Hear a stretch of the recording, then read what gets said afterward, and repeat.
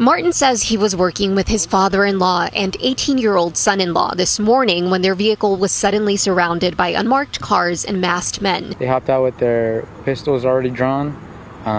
Then they proceeded to ask us to lower the window and open the doors. Martin stresses they asked, but masked agents did not identify themselves. They stay in the locked car as agents insist they come out. Moments later, they shatter 2 windows. Hey, you can't do that! Once the glasses were shattered, my father-in-law feared for his life from his perspective, and so I guess the car was already in drive, so he drove the vehicle away from where those agents were at. 3 gunshots can be heard.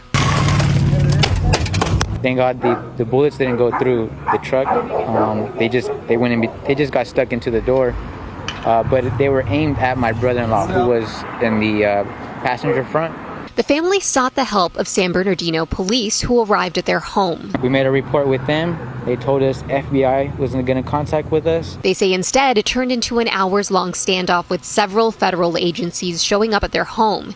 They say this officer seen pulling out a weapon during the vehicle stop is the same person who fired the gunshots. He said, or that he didn't shoot, sorry, that those 3 shots were him tapping on the glass. But we have bullet holes in the side of the vehicle now. The Department of Homeland Security released a statement saying in part that during a vehicle stop, a subject refused to exit his vehicle and tried to run CBP officers down, saying he struck 2 officers with his vehicle, and that 1 officer had to discharge his firearm in self-defense. The video we reviewed does not show the driver trying to run the officers down.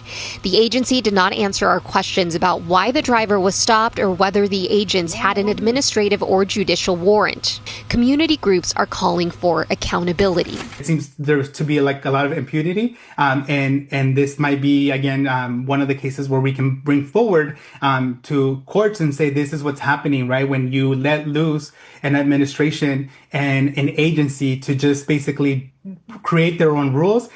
Annabelle Munoz, ABC 7 Eyewitness News.